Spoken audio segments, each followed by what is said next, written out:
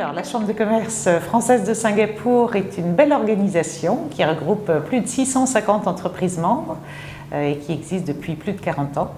La particularité, c'est que nous avons des entreprises qui couvrent l'ensemble de la région Asie-Pacifique, avec des grands groupes, des PME, des startups, donc un bel écosystème et une belle communauté d'affaires franco-singapourienne, avec tout un tas de services que nous offrons aux entreprises pour les accompagner dans leur développement, à la fois sur Singapour et puis sur leur implantation aussi dans la région.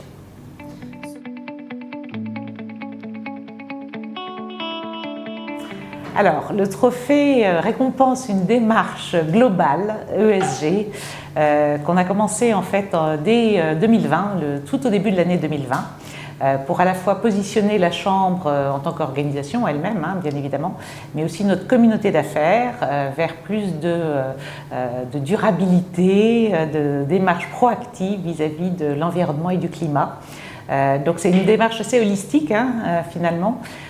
Dans un pays qui est devenu vraiment le hub sur un certain nombre, d'expertise sur un certain nombre de sujets qui sont liés à l'environnement, à l'énergie, la transition énergétique bien évidemment, la mobilité, l'urbanisme, etc. Et donc au niveau de la Chambre, on a vraiment eu toute une démarche très globale pour positionner nos entreprises et faire en sorte qu'elles jouent un rôle important, notamment dans l'Asie du Sud-Est, qui est une région peut-être un peu méconnue des entreprises françaises, mais qui représente 650 millions d'habitants et sur laquelle la transition énergétique présente énormément de débouchés pour les entreprises françaises. Voilà, donc je dirais c'est un voyage, d'ailleurs on l'a appelé Towards Sustainable Business, donc ce n'est pas une seule action, c'est vraiment une démarche sur la durée qu'on a souhaité mettre en place en lien avec tout un tas d'actions que mène Singapour dans ce sens en fait.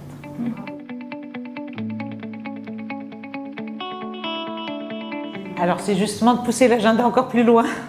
Il y a énormément de choses à faire. Le Singapore Green Plan 2030, c'est vraiment l'ensemble de la stratégie singapourienne en faveur de l'environnement, du climat, etc. Et les entreprises françaises, là aussi, ont un rôle à jouer, quelle que soit leur taille. On a énormément, comme je le disais, de grands groupes qui sont très implantés sur la zone, mais aussi de PME, de start-up très innovantes. Et voilà, l'enjeu, c'est d'aller plus loin, de pousser cet agenda, je dirais, de la durabilité ou de l'environnement beaucoup plus loin. Et je crois que c'est une démarche qui aura besoin encore de quelques années sur lesquelles la Chambre sera fortement positionnée.